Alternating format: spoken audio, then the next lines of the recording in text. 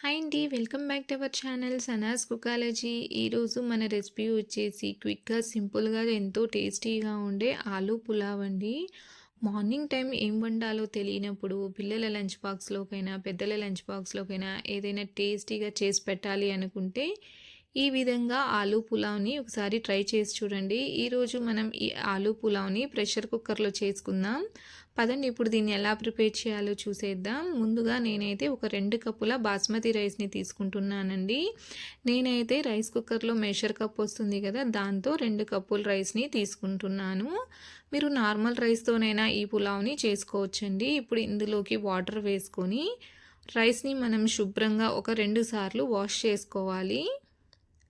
చూడండి, శుభ్రంగా వాష్ చేసుకున్నాక దీంట్లోకి సరిపడా నీళ్ళని పోసుకొని దీన్ని ఒక 15 నిమిషాల పాటు మనం నానపెట్టుకోవాలి. ఇప్పుడు స్టవ్ మీద కుక్కర్ పెట్టుకొని ఇందులోకి 4-5 టేబుల్ స్పూన్ల ఆయిల్ వేసుకోవాలి. ఇప్పుడు మనం 2 మీడియం సైజు బంగాళాదుంపల్ని ఈ విధంగా చిన్న ముక్కల్లాగా కట్ చేసుకొని వేసుకోవాలి.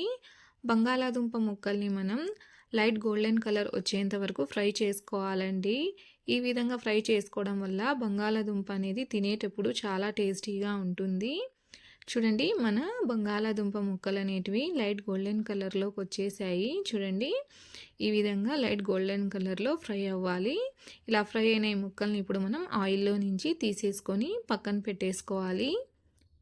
ఇప్పుడు ఇదే ఆయిల్లోకి మనం 2 బిర్యానీ ఆకులు, 4 లేదా 5 లవంగాలు, 1 ఇంచు దాల్చిన చెక్క, 3 లవంగాలు, 1 టేబుల్ స్పూన్ షాజీరాన్ వేసుకోవాలి. ఇప్పుడు ఈ స్పైసెస్ని మనం 1 నిమిషం పాటు ఫ్రై చేసుకోవాలి. చూడండి, ఇవి ఫ్రై అయ్యాయి. ఇప్పుడు ఇందులోకి మనం ఒక హాఫ్ కప్పు సన్నగా పొడవుగా తరిగిన ఉల్లిపాయలని వేసుకోవాలి. ఇందులోకి ఒక 3 లేదా 4 పచ్చిమిర్చిని వేసుకోవాలి. ఉల్లిపాయని మనం లైట్గా కలర్ చేంజ్ అయ్యేంత వరకు వేయించాలండి. మరీ ఎక్కువగా కలర్ ఏమి చేంజ్ అవ్వాల్సిన పని లేదు. లైట్గా ఈ విధంగా కలర్ చేంజ్ అయితే సరిపోతుంది. చూడండి, ఇది లైట్ గోల్డెన్ కలర్లోకి వచ్చేసింది. ఇప్పుడు మనం ఇందులోకి 1 టేబుల్ స్పూన్ అల్లం వెల్లుల్లి పేస్ట్ని వేసుకోవాలి. అల్లం వెల్లుల్లి పేస్ట్ని కూడా మనం బాగా ఒక 2 నిమిషాల పాటు ఫ్రై చేసుకోవాలండి. ఇందులో ఉండే పచ్చి వాసన అంతా వెళ్ళిపోవాలన్నమాట. చూడండి, అల్లం వెల్లుల్లి పేస్ట్ కూడా చక్కగా వేగిపోయిందండి. మంచి సువాసన అనేది వస్తుంది. ఇప్పుడు ఇందులోకి మనం ఒక టమోటాని సన్నగా పొడవుగా కట్ చేసి వేసుకోవాలి. ఇప్పుడు దీన్ని మనం ఒకసారి మిక్స్ చేసుకుందాం.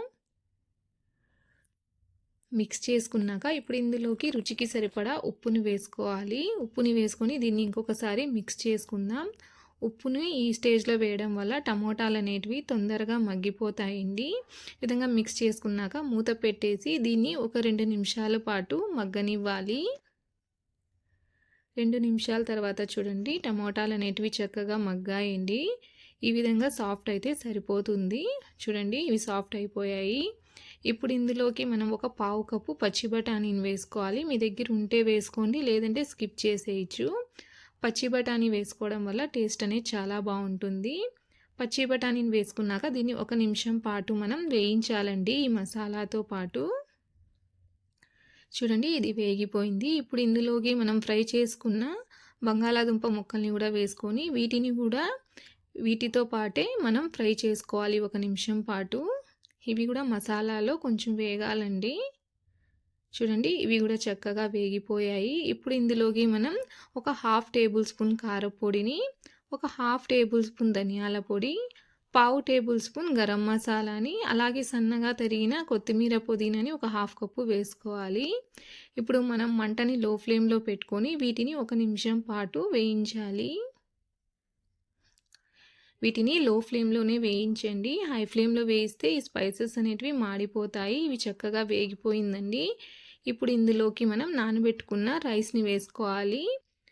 ఈ రైస్ని ఈ విధంగా మనం స్లోగా మిక్స్ చేసుకోవాలండి బాగా. చూడండి, ఈ విధంగా స్లోగా మిక్స్ చేసుకోండి. గట్టిగా మిక్స్ చేస్తే ఏమవుతుందంటే రైస్ అనేది విరిగిపోతుంది. ఇప్పుడు ఇందులోకి మనం ఒక 4 కప్పుల నీళ్ళని పోసుకోవాలి. 1 కప్పుకి 2 కప్పుల నీళ్ళ చొప్పున మనం వేసుకోవాలండి. నీళ్ళు వేసుకున్నాక దీన్ని ఒకసారి బాగా మిక్స్ చేసుకుందాం. ఇప్పుడు మనం దీనికి మూత పెట్టేయాలండి. మూత పెట్టేసి హై ఫ్లేమ్లో మనం ఒక 2 విజిల్స్ వచ్చేంత వరకు దీన్ని కుక్ చేసుకోవాలి.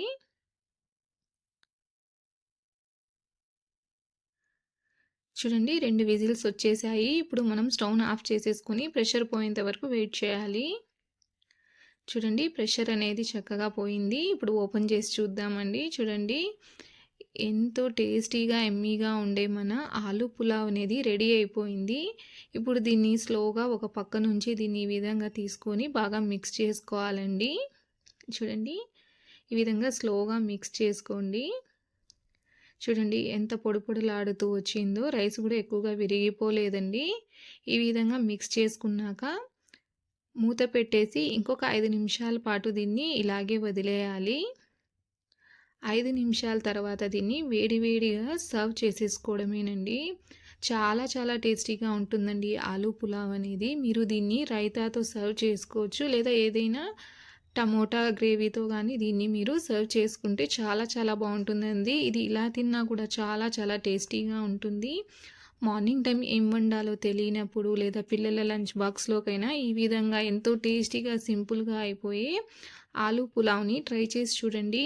మీకు ఈ ఆలు పులావ్ రెసిపీ ఎలా అనిపించిందో నాకు తప్పకుండా కామెంట్లో తెలియచేయండి. అలాగే వీడియో నచ్చినట్లయితే లైక్ చేయండి, షేర్ చేయండి. అలాగే నా ఛానల్ని సబ్స్క్రైబ్ చేసుకోండి. Thanks for watching.